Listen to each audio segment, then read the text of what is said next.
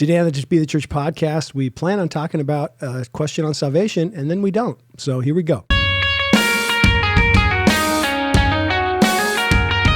Hello and welcome to the To Be the Church podcast, where we explore what it means to truly be the church in today's culture. I'm here with my good friend Ben, the Potloff, Pastor Ben, Elder Ben, Bishop Ben, as they call him over in the Camas region.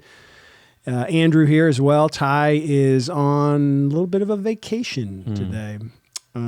So it's just me and you, Ben, and we are going to talk about, to start at least, I mean, who knows what we're going to talk about, but we have a question from a listener on salvation, which is definitely a topic that we want to, know what the Bible says about that. But dude, starting post-Easter week, man, we're off of Good Friday, Easter. Yep. Started this week in the post-Easter season of church life and particularly of church leadership, which is what I refer to as happy time. I'm very glad when Easter is through. I mean, Easter's wonderful and it was a great weekend and everything. But coming to this week, what's your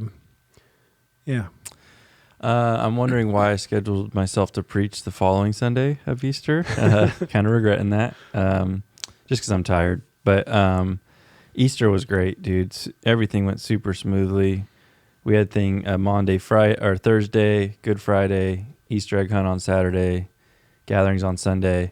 Everything went great, and so it was awesome. It was an awesome weekend. But yeah, definitely just feeling the fatigue post Easter. But you're right, it is a happy time because now we're kind of looking towards the summer and the fall and beyond.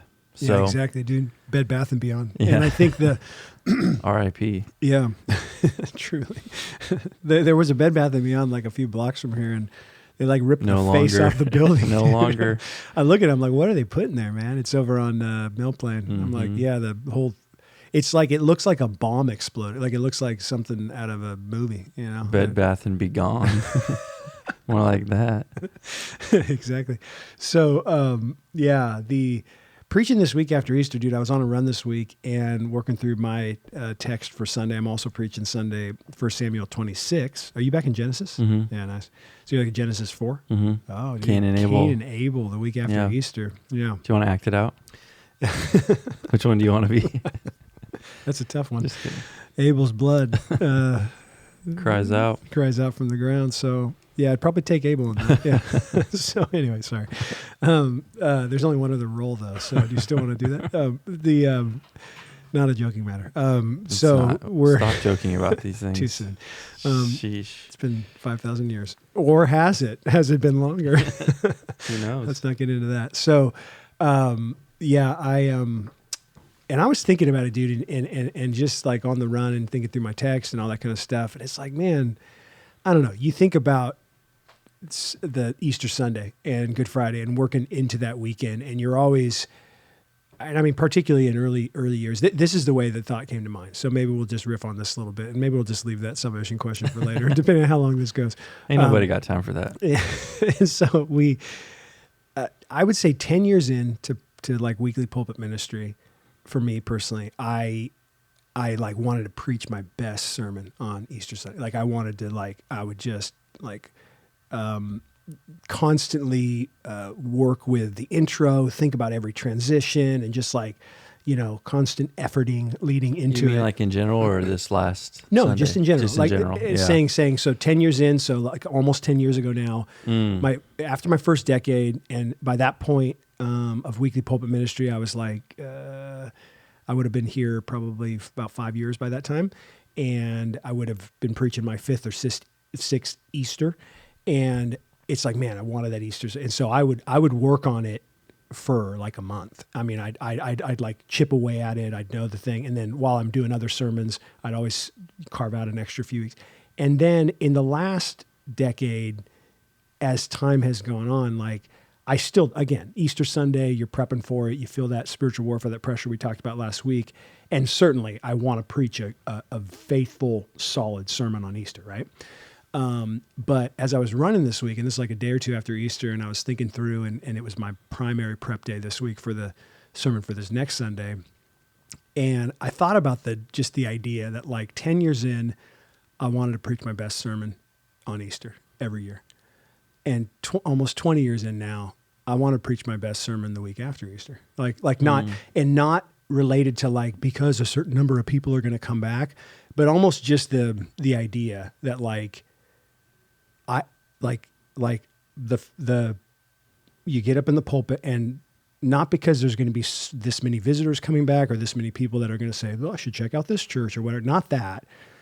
But more just like God's people are going to be gathering, dude. And so as they gather, and as like there's, hundreds of people less that are gathering, and like that faithfulness week after week of just grinding through the text, doing the exegetical work, preparing the illustrate, like really putting in a solid week of sermon prep for the non-Easter week is, to me, has grown in importance or in focus over the years rather than simply the Easter week. And again, you focus on Easter, you do your best, but like we talked about last week, it's like, it's another week, right? It's another week for us to gather. And as the people gather, it's great. It's wonderful. It's a different day. It's a special day in our minds, of course, as we celebrate something that we actually live in and celebrate every day, the resurrected Christ. But yeah, anyway, so that was just a thought that I had. And I thought I should ask that to Ben on a podcast. Like,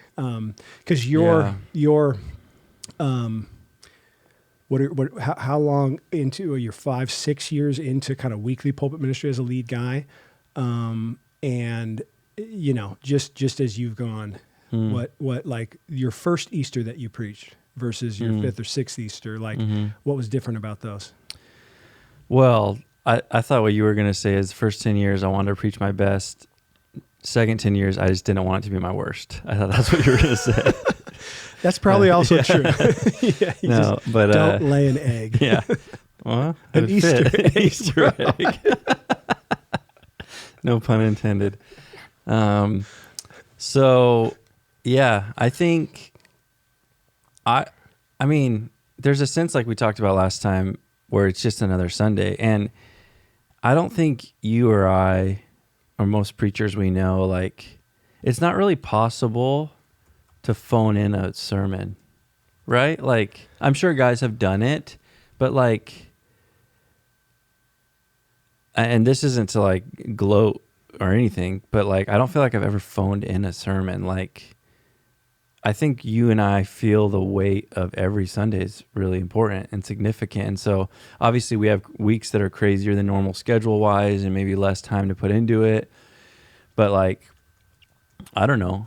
It's not like Easter is special in that like, oh man, I want to be prepared this time. Yeah. It's like every week, like we want to be prepared. And obviously we preach in a mild state of panic and we talked about that before, but to me, Easter felt like another Sunday. I like going in there. And I mean, I felt afterwards like I feel most Sundays, which is like, I don't know. I mean, like, God will use it. Like, I trust God. Like, so I've followed you in like, do you still have a Trello list of kind of your weekly process? So I do that. And it's this list of all my steps. Tuesday, there's some steps, Wednesday, Thursday, all the way to Friday, and then to Sunday.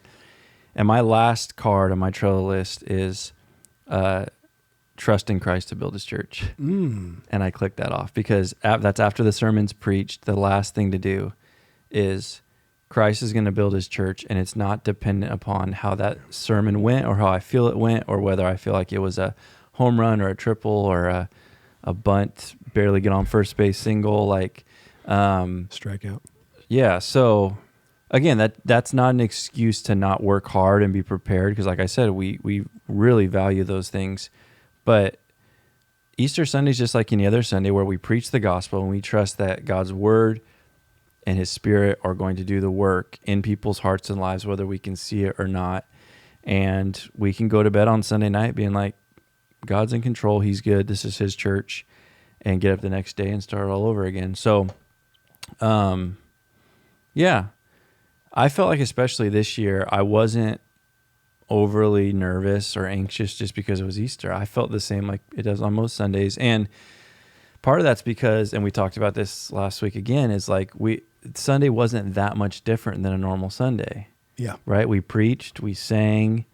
You're going to have some different elements like the baptisms. I know over here they had like a worship choir sort of thing. And so, but it's just another Sunday. It's not, it wasn't this big old ordeal. So I don't know.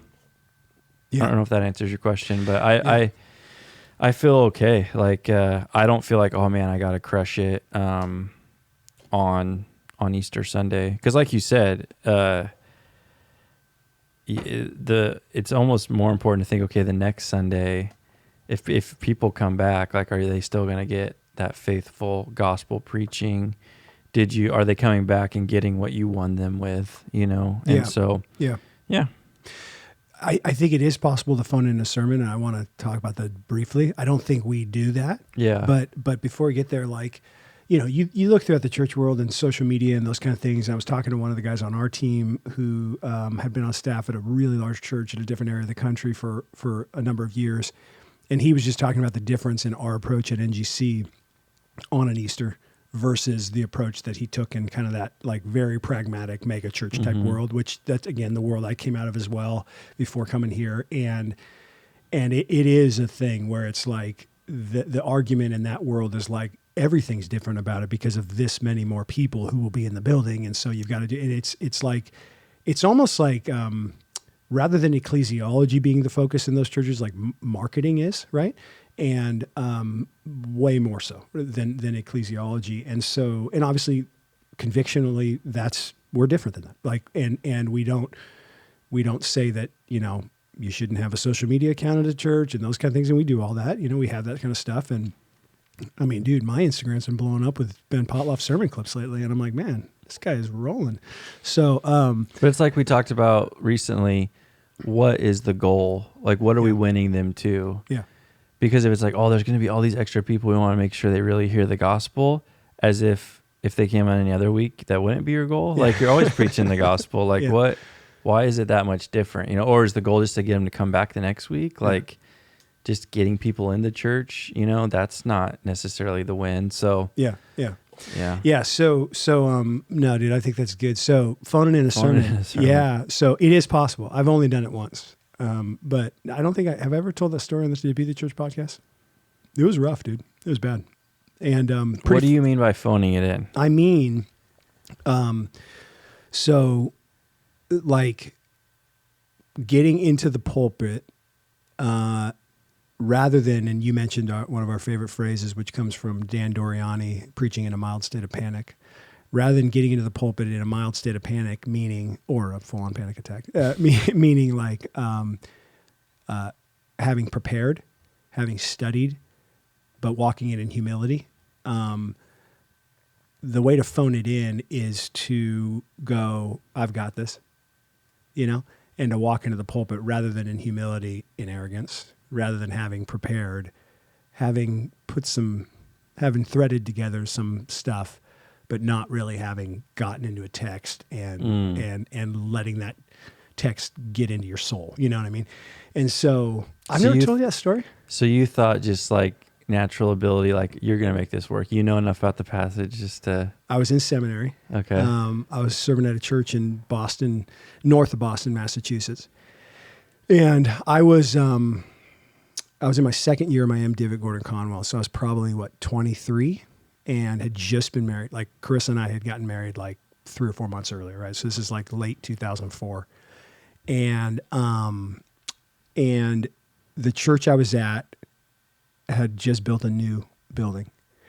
And I got an opportunity to I was one of many seminarians there. It was a church not far from Gordon Conwell. And so there was like just dozens of seminarians that went there.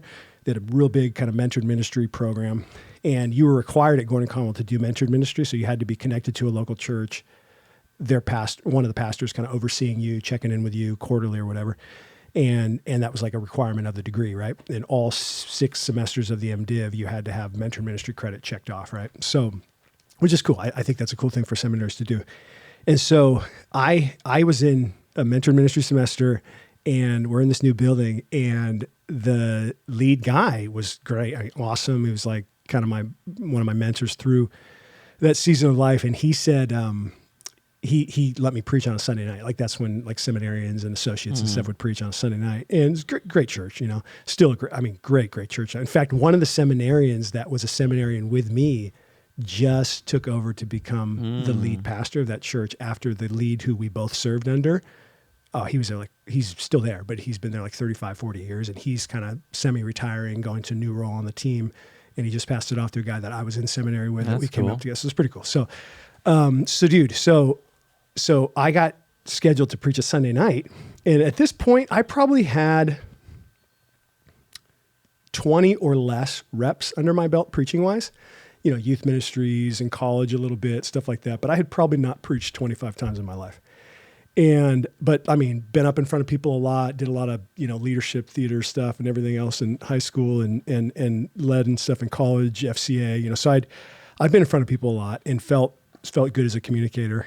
And they scheduled me to preach the Sunday night, and we're in a staff meeting, and the senior associate guy, who's great, dude. In fact, he gave me John Piper's book, Brothers We Are Not Professionals. That was my gateway to Piper back then. And he goes, they mentioned like the schedule, and he goes, Andrew's preaching? I've never even preached in the new building, right? And so there's this moment in the staff meeting, and there was a decent sized staff. It was a church of probably 600 at the time. And there's this moment where it was like, I was going to be the first guy in the new building to preach outside of the lead guy, right? And again, 23 years old. And I was like, nice. Like in my head, I was like, oh yeah, I'm the first one to preach. Yeah. And so you're just like, so dude, I'm early in, biblical, like exposition. Like I didn't know what I was doing, of course, 23 years old. And so I let that get to my head, dude. And I didn't prep the way I should have. And I got up there, and I'm like 10 minutes into preaching, and it was like Ichabod, dude. The glory of the Lord has departed. And you'll like this. To that point, I had started like publicly giving my testimony or quote unquote preaching when I was 18, so about 5 years earlier. And to that point, every single time I had preached or given my testimony, I had cried, which you can't imagine.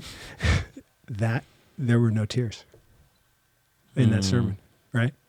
And that's more than just like a metaphor. Like there were no, like I wasn't, it was, yeah. And so, dude, it was like, to this day, one of the only times I'm like 20 minutes in, halfway through my notes, and I'm like, I got to land this plane and get the heck out of here. Because I was so like, just, the response of the people, the different thing, and just like felt this, Ichabod, dude, like felt the glory of the Lord has departed. Like I've got nothing here, man. I felt this emptiness. I felt this like what we feel in the preaching of the word, where it's like, it's difficult and your mind's going everywhere and you're trying to stay focused, but there's like an unction there. You and I talk about this a lot, and you're being faithful, you're preaching the word, and it's like, might not always feel good to your flesh, but it's like, you're being faithful. It was like this glaring, I'm not being faithful here. Like and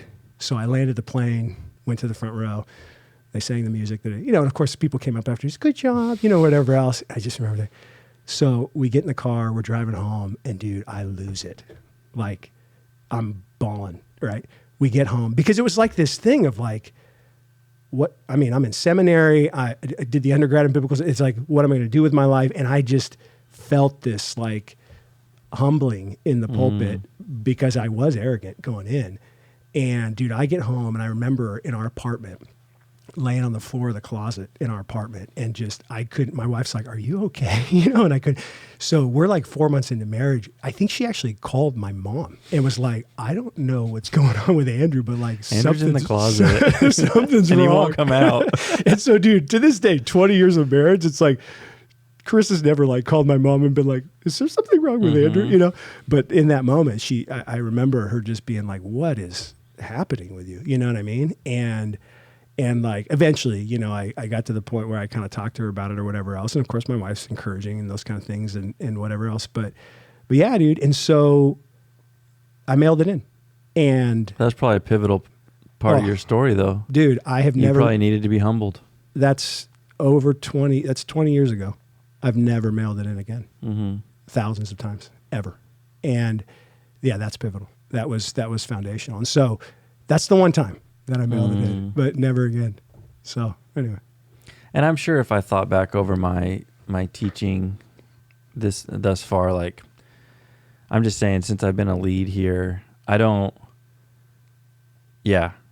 level of anxiety that would cause me to phone it in, to get up there, like, and not, I mean, I have that reoccurring nightmare where I'm set to preach at CW, and either I can't, on my laptop, I can't find my manuscript anywhere, or my Bible's missing, and I'm running around CW. I know it's the last song. I'm like, I'm freaking out because I won't have my notes. I'm not prepared. So that would give me more anxiety. But again, not phoning in it doesn't mean that like we're killing it every week, but it's just like we're preparing and then letting God do the work.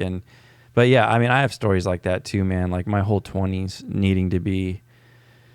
It's weird being past that now and then interacting with younger guys just like that. Man, there's those pivotal moments where you need to be humbled, and God teaches you a lot through that. But man, did the lead guy come and talk to you after that and like say, what was that? Or No, not at all. No, everybody was encouraging. I remember being in the office the next week, and like one of the gals that was like working in the, one of the administrative roles or whatever. And she was like, oh, and she talked to me for like 5 minutes about how blessed she was by the sermon and everything. And it wasn't, that didn't take away that sting. That wasn't like, oh, okay, great. I guess it was awesome. It was like, that's just the grace of God, obviously. But it was, I've never felt that feeling since then, honestly. And yet that has informed my preparation and my posture in preparation and my posture when I head into the pulpit, right? So, we limp into the pulpit. We don't strut. Yes, 100%. And that's the one time I strutted in.